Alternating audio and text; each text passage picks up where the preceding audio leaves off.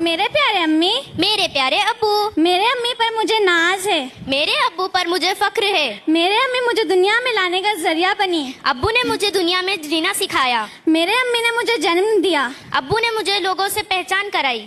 میرے امی نے مجھے بولنا سکھایا، ابو ہمیں لوگوں سے کس طرح بات کرتے ہیں وہ سکھاتے ہیں۔ میرے امی نے مجھے 9 مہینے پیٹ میں پالا، اور جب میں امی کے پیٹ میں تھی تب ابو نے میرے امی کی دیکھ بھال کی۔ میرے امی میرے لیے روزانہ اچھا کھانا بناتی ہے۔ ابو دن بھر دھوپ میں پسینہ بہاتے ہیں تاکہ ہم اچھا کھانا کھا سکے۔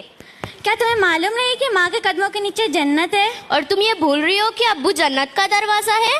جب بھی میں بیمار ہوتی ہوں میرے امی میرے لیے رات بھر میری دیکھ بھال کرتے ہیں۔ ابو دن رات محنت کرتے تاکہ ہم سکون سے سو سکے۔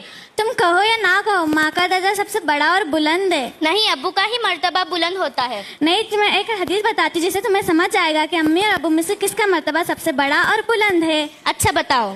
آپ صلی اللہ علیہ وسلم کے پاس ایک مرتبہ ایک صحابی آئے، انہوں نے پوچھا کہ امی اور ابو میں سے کس کا مرتبہ سب سے بڑا اور بلند ہے، تو ہمارے نبی نے فرمایا امی کا۔ وہی صحابی نے دوسری بار وہی سوال ہمارے نبی سے پوچھا، تو ہمارے نبی نے فرمایا امی کا۔ تیسری بار وہی سوال صحابی نے ہمارے نبی سے پوچھا کہ کس کا مرتبہ سب سے بڑا اور بلند ہے، تو ہمارے نبی نے فرمایا امی کا۔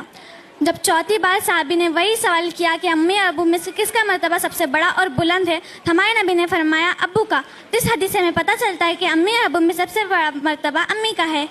لیکن امی کے بعد ابو کا درجہ آتا ہی ہے نا، تو اس سے ہمیں پتہ چلتا ہے کہ امی اور ابو ہماری زندگی میں ایک اہم کردار نبھاتے ہیں، تو اسی لیے ہمیں امی اور ابو دونوں کی بھی عزت کرنی چاہیے اور ان کی فرما برداری کرنی چاہیے۔ انشاءاللہ۔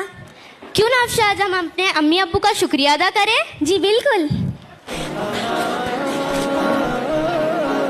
ان کے جو امی ابو ہے وہ ذرا نظر کے سامنے آ جائے۔ شکریہ امی۔ جزاک اللہ خیر۔ ماشاءاللہ، شکریہ۔ زوردار تالیاں ہو جائیں ان لوگوں کے لیے۔